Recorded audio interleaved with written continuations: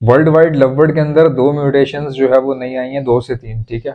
और दो से तीन म्यूटेशन ऐसी हैं कि उसमें हर चीज लगी हुई है, मतलब कि ओपला मतलब बेसिकली एक ही म्यूटेशन है, क्रीमिनो ओपलाइन डन फेलो, और वो बेसिकली इतना लंबा नाम है उसका, वो हर चीज है।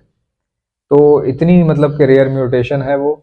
और उसके बाद फिर सेकंड नंबर पर एक और म्यूटेशन है, मैं बताने में हो सकता है गलती करूं नाम के, उस पे नाम मुझे याद नहीं रहते।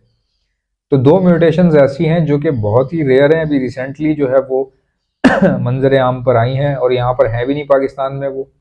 और उनकी कीमत क्या है, उनकी जो प्राइस है वो प्राइसलेस है, यानी कि जिनके पास निकले हैं वो जितने मर्जी पैसे लगा दें।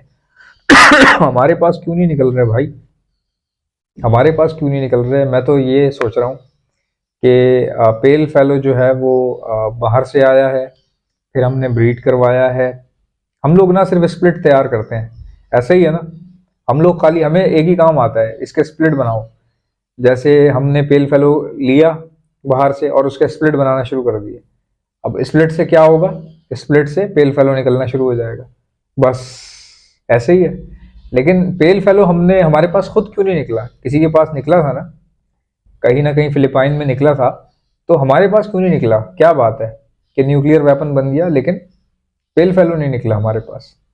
वो इसलिए है कि हम लोग, हमारा बेसिकली हम ना सिर्फ सुने जा रहे हैं, सिर्फ सुन रहे हैं हम लोग, सिर्फ सुने जा रहे हैं, सुने जा रहे हैं, सुने जा रहे हैं। यार एक छोटा सा काम होता है, पता है वो क्या होता है? किसी भी फिलिपाइन का बंदा जिसके पास हैवी म्यूटेशंस हो, हाई कैलिबर्ड, उसको फेसबुक पे आप फ्रेंड रिक्वेस्ट भेजो या उसका कांटेक्ट नंबर निकालने की कोशिश करो इंटरनेट से, उसको रीच आउट करो। देखो उसको इंग्लिश बोलने आती है कि नहीं आती है। अगर तुम 5-10 से बात करोगे ना किसी एक आध को अच्छी इंग्लिश बोलने आती होगी उस, अगर, अब मसला ये है कि आपको भी आनी चाहिए बाय द वे, आपको भी आनी चाहिए तभी बात हो पाएगी। अगर उसको बहुत अच्छी आती है और आपको नहीं आती तो ये बड़ा मसला हो सकता है। तो आप उससे इंग्लिश में बात करो, उससे पूछो कि आपके पास कौन कौन सी म्यूटेशंस हैं। फिर उससे पूछो कि ये वहां पर आपकी तरफ इनकी क्या वैल्यू है। फिर वो जब वो पैसे बताए कि यहाँ पे ये चीज इतने की है, उस करेंसी को जाके गूगल पे चेक करो कि जितने की वो वहां पे है, यहाँ पे पैसे कन्वर्ट करें अगर पाकिस्तानी रुपीस तो कितने की होगी, ठीक है। फिर पता करो कि ये चीज अगर मैं वहां से यहाँ मंगवाता हूँ पाकिस्तान में, तो कितना खर्चा आएगा इस चीज के ऊपर। इसके लिए क्या करना पड़ेगा? इसके लिए आपको एयरपोर्ट जाना पड़ेगा। अगर एयरपोर्ट नहीं जा सकते, कार्गो नहीं जा सकते, तो किसी तजुर्बेकार इंपोर्टर से पूछो कि ये इंपोर्ट कैसे करवाते हैं, उस पर फीस क्या होती है। इस तरह की बात आप सोचिए।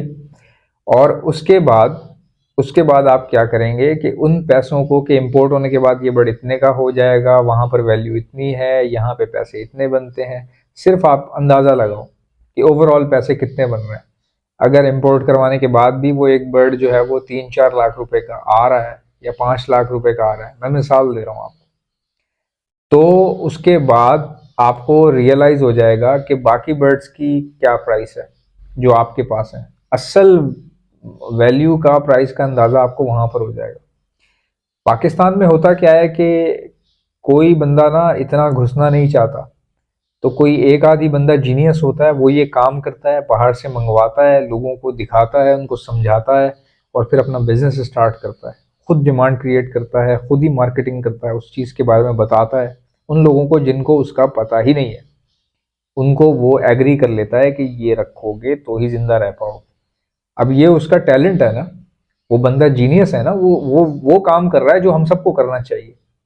अब चूंकि कोई बंदा हमारे सामने तरक्की कर रहा हो तो वो अच्छा कहाँ से लगेगा हमें, फिर हम उसके अंदर से कीड़े निकालते हैं, ठीक है। किसी भी बंदे को पकड़ लेते हैं जो तेजी से तरक्की कर रहा हो, अल्लाह उस किसी को पैसे दे रहा हो या नाम दे रहा हो, हम उसके पीछे लग जाते हैं। हम कहते हैं इसको पकड़ो, इसको पकड़ो और इसको लाओ नीचे जहाँ पे हम है। तो उसमें फिर हम क्या करते हैं, दूसरों को नुकसान पहुंचाते हैं, किसी की इज्जत पे बात, ठीक है, किसी की जातियात पे बात, किसी को बगैर जाने समझे सोचे, कुछ पता नहीं है कौन है कहाँ रहता है, बस देख लिया है कि ये अच्छा खा पी रहा है, बजाओ बैंड इसकी। ऐसे ही करते हैं ना हम लोग, हम लोगों का प्रॉब्लम ये है।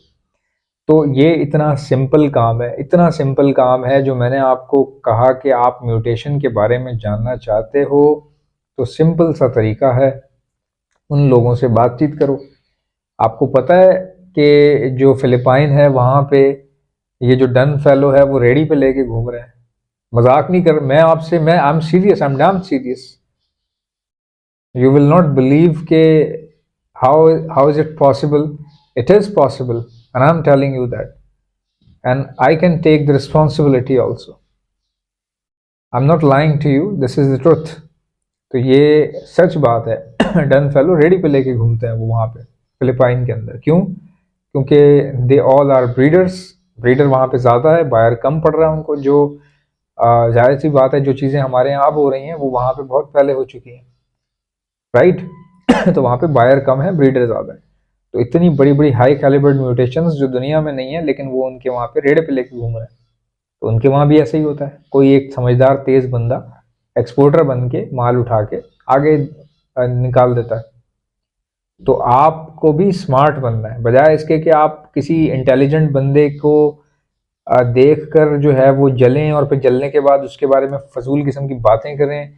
ये बहुत गुनाह मिलता है, पता है। इंसान के रिस्क के दरवाजे बंद हो जाते हैं।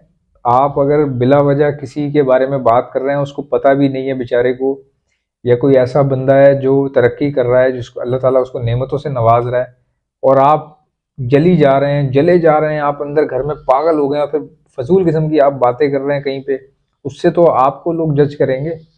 इन चीज़ों से तो आपको जज करेंगे। तो इस काम से लाख दर्जे में मैं आपको अभी भी बता रहा हूँ, हमारे सबसे ये लोग कहते हैं ना यार, आप बर्ड्स के अंदर इखलाकियात भी बताते हो, ये कि क्यों करते हो ऐसा? ठीक है, तो इखलाक नहीं सुनना उनको ना। बर्ड्स मतलब बर्ड्स के बीच में अगर कोई अच्छी बात करता है तो कहता है नहीं ये नहीं करो, बुरी बातें किया करो हमसे, है ना। ऐसे ही है ना। तो जो बातें मैं करता हूँ ना, अगर आप या मैं, हम सब अगर इस पे, क्योंकि मैं भी इस चीज़ में शामिल हूँ, मैं भी इधर का हिस्सा हूँ, आप में से ही हूँ मैं भी। अगर हम सब इन बातों पे थोड़ा सा भी गौर फिक्र या थोड़ा सा चेंज कर लेना इन चीज़ों को, तो इतना बेहतरीन काम हो सकता है, इतना बेहतरीन हो सकता है। ये इनकी शक्लें आपने देखी हैं?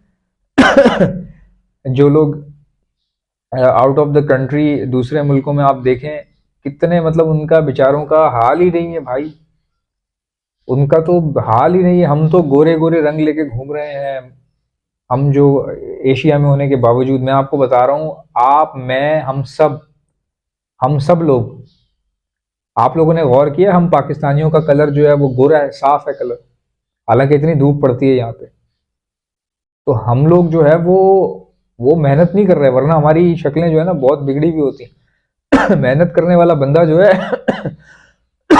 वो खराब हो जाता है, उसके बाल वाल जो है ना खत्म हो जाते हैं, उसका चेहरा ढलक जाता है, उसके चेहरे पे जो है ना वक्त से पहले उसका एज, ऐसा लगता है जैसे उसका चेहरा खराब हो गया।